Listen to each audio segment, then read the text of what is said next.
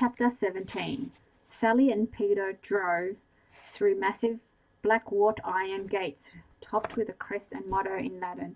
Before them stretched a road winding in its way between two lines of beautiful conifers spreading back across the adjacent lawns. Adjacent lawns were huge oaks and chestnut trees which had obviously been planted hundreds of years ago. The road twisted for at least a mile and a half, and then suddenly over the brow of a little hill, Crewe Hall came into view. "Wow," breathed Peter. "Yes, indeed," Sally managed to stutter. "Golly, this is stunning, and it must be very old. All that half-timbering is 15th century Tudor, isn't it?" They drove round the sweeping courtyard past an impressive fountain which, despite the winter frost, was spouting happily. While they were wondering if they could leave their rather tatty van outside the front entrance, a man in a pinstripe suit appeared. "Good morning, folks," he said pleasantly. "I'm Chester, the butler. You must be from the theatre. You can leave the van here, and we can go and fetch the throne. It is quite heavy, I should warn you, young man." Sally made the introductions, and then they followed Chester inside the enormous pile.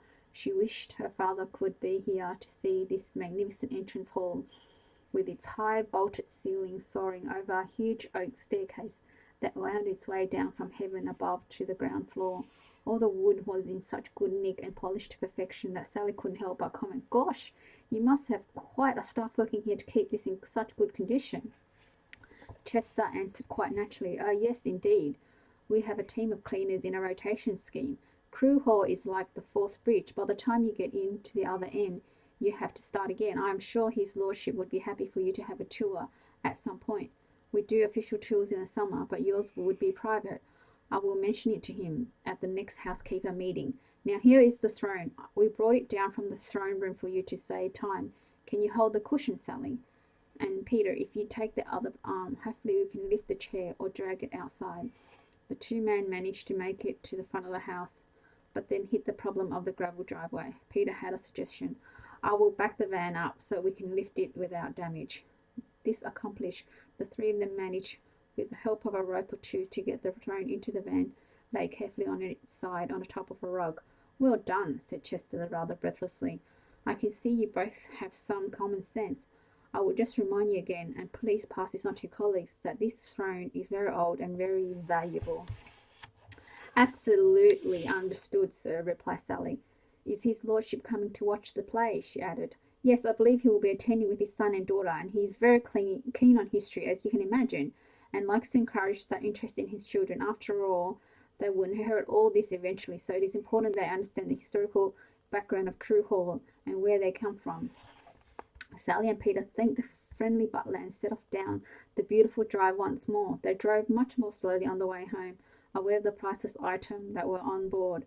When they queued at the drive-in for the McDonald's, they both giggled at the thought of what they carried in the back of the van. It was a long jump from Tudor lords to travelling players like themselves partaking of an American hamburger. Heather was waiting back at the theatre, worrying about her most precious prop. She had the scene docked open for easy access, and Peter drove the van straight in. They managed to unload the throne with no difficulty and placed it wrapped in its blanket in a safe corner. Heather announced, "This is now my responsibility for the whole of the run. Giles had informed me that the throne is insured for thousands of pounds, so if it goes missing or gets damaged, I am in deep doo-doos."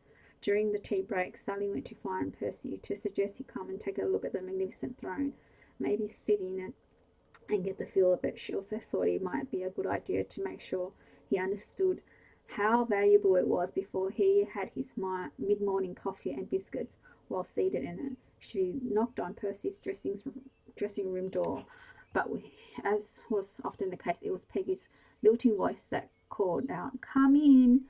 "Oh, Sally, my dear, how lovely of you to come and see us. The kettle has just boiled, and I am making a pot for Percy and me, but we can add another cup." She rose from her chair and went to the cabinet of crockery to find another china cup and saucer. There was also china cups for tea with Peggy. "I don't want to be a bother," said Sally. "Is Percy okay? He had such a mammoth part in this play. He must be working all the hours God sends." She took the cup and saucer from Peggy and laid it on the tray with others next to the matching milk and sugar bowl. There was also a china stand with some rather delicious-looking biscuits laid out. Definitely the place to come for tea, thought Sally to herself. Peggy had worn the teapot. warmed the teapot, and was now measuring heaped teaspoons of tea leaves into the pot and added boiling water. This will put hairs on your chest, she teased. Mind you, it hasn't done a lot for Percy. Talking about Percy, Peggy lowered her voice. I am a bit concerned about him, to be honest with you. He has taken to staying late in his dressing room, saying he is doing his lines. Now that he's all well and good, as long as he stays off the sauce, but he can't always do that on his own, so I offered to stay with him, but got short shrift. He said he was fine, thank you, and didn't need me spying on him. Well, I must admit that hurt me somewhat, but then again I'm used to the other side of his tongue. Anyway, the other night I stayed in my room, catch up on some letters, etc., and time went on. Then I heard voices next door. This was now about midnight. Well, I was curious, to say the least, and knocked on the door. Percy called out, hold on a minute, so I assumed he was in the toilet. But when he finally unlocked our dividing door, he looked very dishevelled, and sitting in his armchair, as happy as Larry, was Sarah with a copy of the play, conveniently placed on her lap. What's all this, I asked, continued Peggy, pouring out their tea.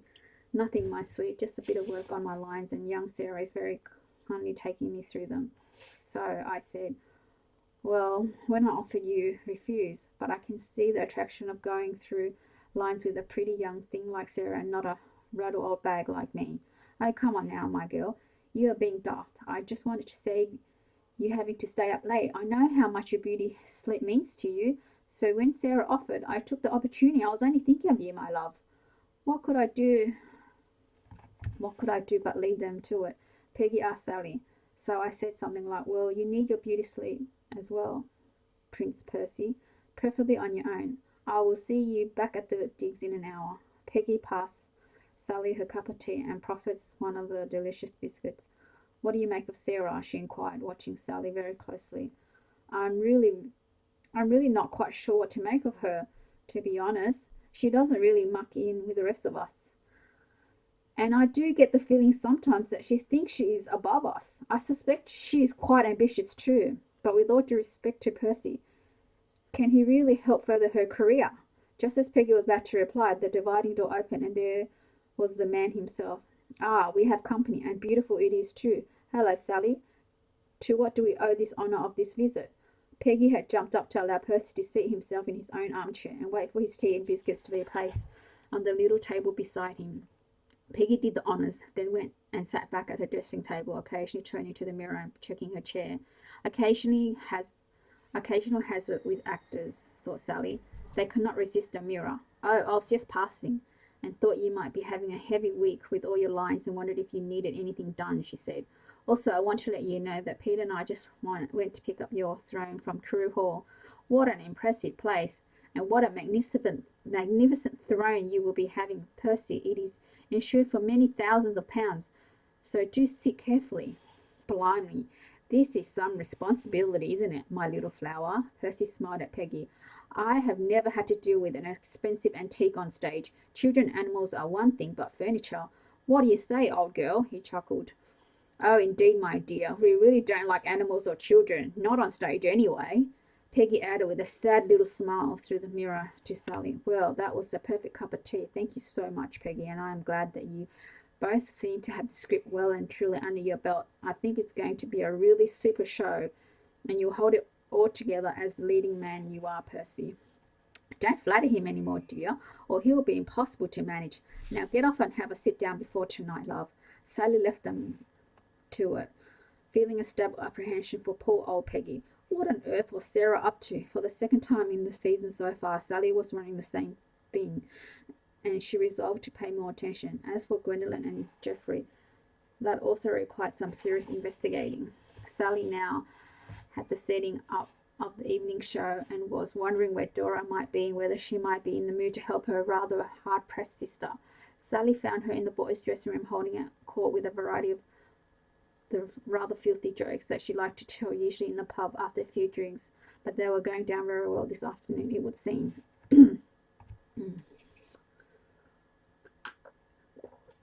Sorry to interrupt, but can you come and give me a hand if you have finished your sewing for the day, sis? Sally ventured. Oh, must I, Sally? I'm exhausted, and it has been my first day. I want to go home and get a couple of songs sorted. I will cook something for you when you get back tonight, though. This raised a cheer from the boys, who all wanted to come back for supper. You have to ask the boss, Dora told them, smiling sweetly at Sally. She has a lot more to do than me. Sally felt a bit miffed. I really don't know what state I will be in tonight, so can we take a rain check, everyone? If you are not coming, tell me now, Dora. I need to get on. So see you sometime later. Sally nodded to the room and left, wondering why she felt so annoyed.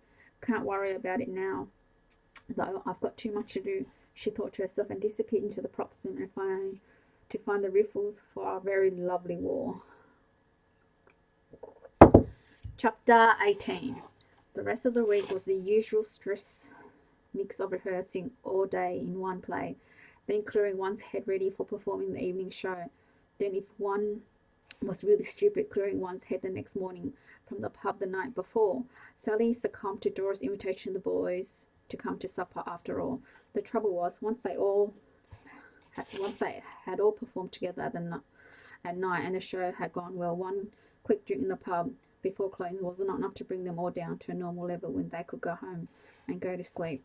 It turned out to be a fun evening. Simon was on very good form, as was Peter, and even Geoffrey came, followed discreetly half an hour later by Gwendolen. Not too late, am I? She asked at the door, carrying a bottle of wine. Had to wait for the dryer to finish as usual. Sally let her up. Not at all. It's lovely to see you. She watched Gwendolen looked around the room until she found Geoffrey sat in a corner talking to Janine, and with no further comment she was off like a greyhound from the traps. Well, thought Sally, we know where that is going. Dora was holding court in the kitchen where she was dishing up her famous chili con carne. Is it actually the only thing I can cook? It is actually the only thing I can cook, so you may get a little bored after 9 months, she giggled. Simon was in her thralls and helping pass bowls. Well, it must be love if Simon has anything in his hand other than a bottle of beer, remarked Sally. Oh, now, come on. That is a bit unfair, Sal. I'll do my share of clearing up when needs be. This last remark brought up a howl from Jeremy, who was busy at the sink washing up cutlery to be used again. Jesus, Simon, you talk absolute bullshit sometimes. You don't pick up anything in the dressing room, not even your pants, which I wash for you. Oh, now come on, girls, put your claws away, laughed Dora. People will talk. They talk anyway, replied Jeremy disconsolately. Story of my life. Tell me, I'm all ears, said a voice from the kitchen door, and they all looked up to see Robert standing there with one of his sardonic looks and a huge box of wine in his arms. I thought tonight I would get down and dirty with the artiste. Here, someone could take this. I'll exchange this box of wine for some of Dora's wonderful chili, and Jeremy, you can come and tell me your life story while I eat. It almost sounded like an order, and everyone hesitated slightly, but Jeremy nobly faced up to the challenge. He opened the box of wine and poured 2 large glasses, then collected a bowl of Dora's chili and swept out of the kitchen, passing Robert in the door with a follow me, and then they were gone, leaving everyone in the kitchen to carry on. Simon turned to Sally with a question on everyone's lips. Is Jeremy gay? Sally felt cornered. She didn't want to be put in a position where she had to comment on her friend, but could not see a way out. I honestly don't know, and that is the truth, guys. But if he is, does it matter? He's one of the kindest people I know, and a bloody good actor. I'm aware that he gets really pissed off because he feels there is too much emphasis on someone's sexual orientation and not enough on their talent. Well, I agree with him there. Geoffrey had come into the room and joined in the discussion. In the end, it is about talent, not your sex life, isn't it? The room went silent while they all looked at Geoffrey, who was a bit the worse for wear. How's your wife and family? Asked Peter suddenly. None of your business, shot back Geoffrey. Have you learned your lines properly for the last scene? And don't say it is none of my business, because it is. You cock up on the night we all suffer. So I suggest you make bloody sure you are line perfect, young man. Good night, everyone. And with that, Geoffrey turned on his heel and was gone, wending his way across the sea room to the front door, where Gwendolen was conveniently waiting with his coat over his arm. The kitchen brigade quickly dispersed into the other room, leaving Dora and Sally alone. Wow, it is like this every time you have a party? Asked Dora, pouring herself a glass of the box wine. God, no, it would be a nightmare. No, I think, though, that as time goes on, one has to be very careful not to get caught up in all the drama. Are you listening to me, Dora? Seriously, anything you might get involved with, or anyone for that matter, you need to make sure that it doesn't come back to haunt you. That goes for me too, she added almost to herself. The trouble is, she went on, we all live in each other's pockets, and people need to feel secure in the environment they're living in. Actors especially get far too close to each other far too quickly and create these false relationships. I mean, look at us now. We have only been here a month and suddenly it is all kicking off. Dora came over and gave her big sister a hug. Listen, don't get your knickers in a twist, Sally dear. We are here to have a good time and help you up the ladder of success and for me to discover what I really want. Speaking of which, I must confess I am really keen to pass my edition of Lysistra Lysistrata, so you will help me, won't you? Of course I will, you daft girl, but don't take things too fast. Establish your usefulness first, and you can do that by helping me more. Agreed, said Dora. Now come on, let's finish the chili. I am absolutely famished. The party turned out to be lovely. Everyone mellowed and relaxed, and the talk ended up on Rupert, Helen, and Isabel James, the two newcomers, and how their arrival would affect the rest of them. Do we have any idea how the casting will go? Asked Peter. I mean, there are obvious choices for characters like Polonius and the King and the Gertrude, aren't there? Robert was sitting on the sofa with Jeremy and Janine, who piped up, not necessary, Peter. What do you think, Robert? You are assisting Giles, after all. You should have some ideas. Robert looked around the room and realized it was time to go. Speculation could often become very negative, and he didn't want to lose his credibility. Now I think it is my bedtime. He rose and gave them all his best, most reassuring smile. All will be revealed in good time. And never forget, there are several plays in the offing this season. It is not all about Hamlet, you know. The room let out our communal sigh. Sally decided to move things along. Come on, guys, it's late and never mind the Dane. Sir Michael Moore has to be sorted out first. Jeremy, do you want the sofa tonight? Sally was giving her friend a way out of walking home with Robert. She could see the gratitude in his eyes. Yes, that would be great. Thanks, Sal. And you can take me through my lines first thing, can't you? This is a sigh from Sally and a groan from the rest of the room. Okay, coats on. It's bedtime, everyone. We have still got 3 more days of oh, what a lovely war, and then our leap back in time to Henry VIII. Then we have sex, drugs, and rock and roll from the Greek girls. This sent up a huge cheer and moved everyone out of the door. Sally, Dora, and Jeremy cleared up and then made some hot chocolate. We will survive, you know, remarked Jeremy.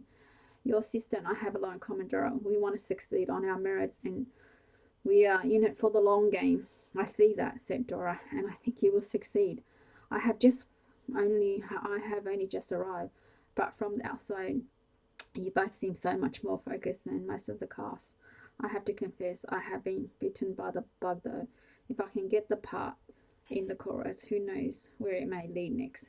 Can't I play Ophelia in your dumb show, Sally? I mean, you are directing it. I am your sister. Nepotism is acceptable, isn't it? I just have to make sure I'm 100% more talented than anyone else. Sally laughed. You are incorrigible, sister dear. There is no Ophelia in the dumb show, but let's wait and see. She looked across at Jeremy, who was busying himself making up the sofa, and caught his eye. He tapped his nose and mouthed, "Watch out."